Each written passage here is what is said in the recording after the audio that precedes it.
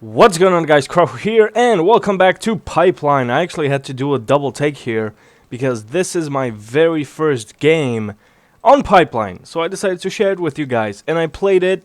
Let me look at my imaginary watch. 30 minutes ago. So I hope that you guys enjoy this video. Call of Duty 4 Remaster is received actually a whole bunch of stuff, but I'll just assume that you guys are aware of what it is. A couple of maps here and there. Winter Crash, which is pretty goddamn cool. And I think COD points, but I'm not even going to get into that. I hope that you guys enjoy this gameplay.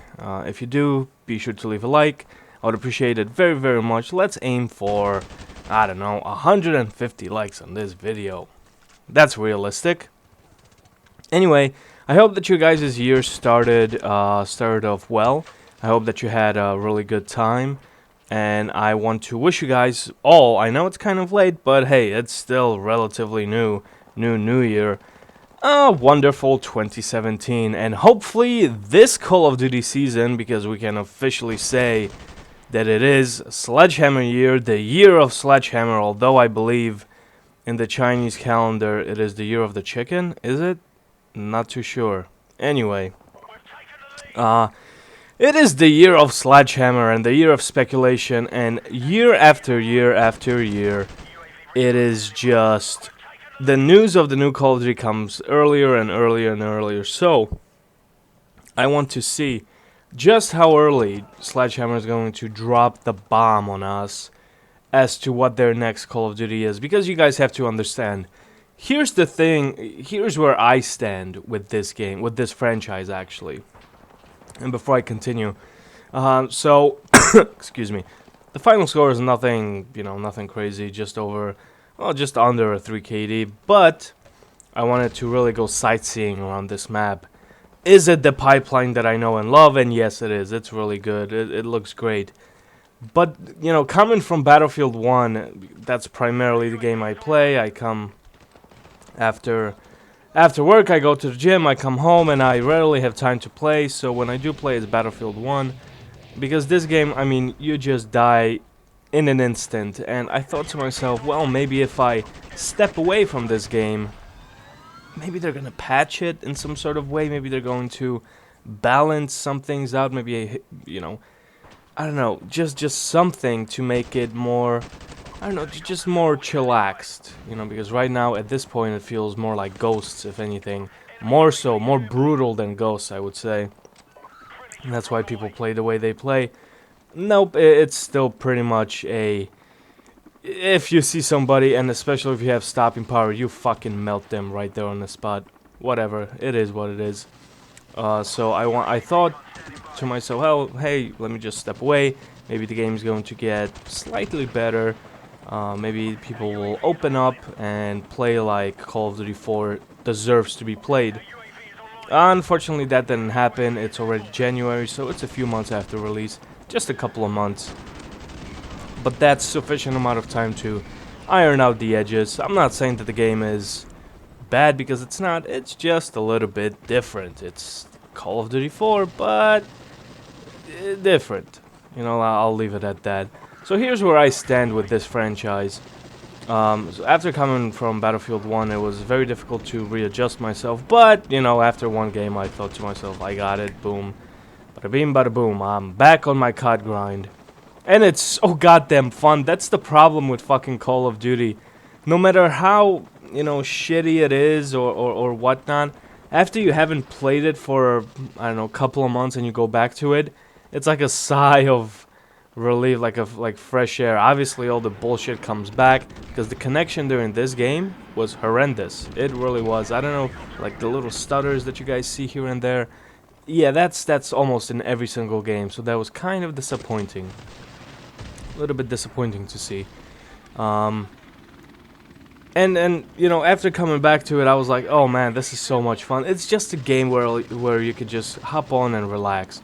So that's why I'm not giving too much shit to Call of Duty at this point, because they're not gonna change it. What I was focused mainly when I was playing COD 4 Remastered, because honestly I have Infinite Warfare uninstalled. I only have the disc to be able to play the Remastered, because Infinite Warfare was just taking up space on my PS4, and I wasn't able to install other games or record footage or whatnot, so that game had to go bye-bye.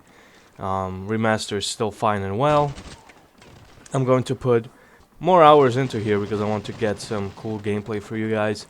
But what I was really focused on, and I want you guys to enter in the comment section below, what do you think Call of Duty 2017, what do you think Sledgehammer is going to release? And it's very simple. Which era? Is it going to be past, present, or future? That's all I need to know. But what I was, looking forward to when I was playing is, does Boots on the Ground still feel good? As far as we've been introduced to all sorts of crazy jetpack movements since Advanced Warfare, which really was the pinnacle of the futuristic type of bullshit that Call of Duty can show us, aside from the variants, whatever. It was really just over the top. But we had the new movement. In Black Ops 3, it was toned down, but it was still there. So, in Infinite Warfare, obviously, the Black Ops 3 movement is still there, and all the crazy shit is still there, but they kind of gave us COD 4 as to make it so that we will stop bitching. And it kind of worked on a certain level, except they kind of not messed this game up, but made it slightly different, more lethal. You poke your head out, you die, pretty much. So I wanted to see if when I play, do I get bored fast, because I played this game, the original Call of Duty 4, for around 38 days, back in the day. So I know this game inside and out, outside and inside, the whole 9 yards.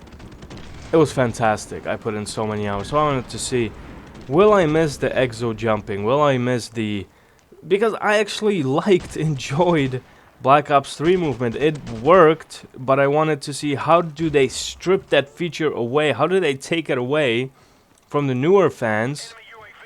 And, that might have jumped on board during Advanced Warfare and satisfy them in the Sledgehammer game. Because word is that we might be going to the past. I've heard Vietnam, I heard World War II, and I even heard World War I. There is no fucking room for jetpacks in that time frame. I don't give a shit what crazy prototype weapon. Black Ops 1 in 2010 was pushing it with prototype weapons. But that game is the holy grail of Call of Duty's. All hail Black Ops 1. I fucking love that game, and I cannot believe it's going to be 7 years old. Oh my god. Aside from the point, how do you strip away such a critical feature right now? Since, if you count the sliding, well, no, let's not count that. Since 2014, so it's going to be 3 years, they gave us Advanced Warfare, Black Ops 3, and Infinite Warfare, which all had that jumping mechanic, the boost mechanic. How do you get rid of it now at this point? I think they shot themselves in the knee a little bit, because if they do go back to World War II, how is that, and put everything boots on the ground, how is that going to translate into sales? They might get a big boost, or they might flatline. Anyway, this was Krahu. Hopefully you guys enjoyed this video. We barely won, but we did. It's good to be back. I'll see you guys on the next video very shortly. See you guys next time.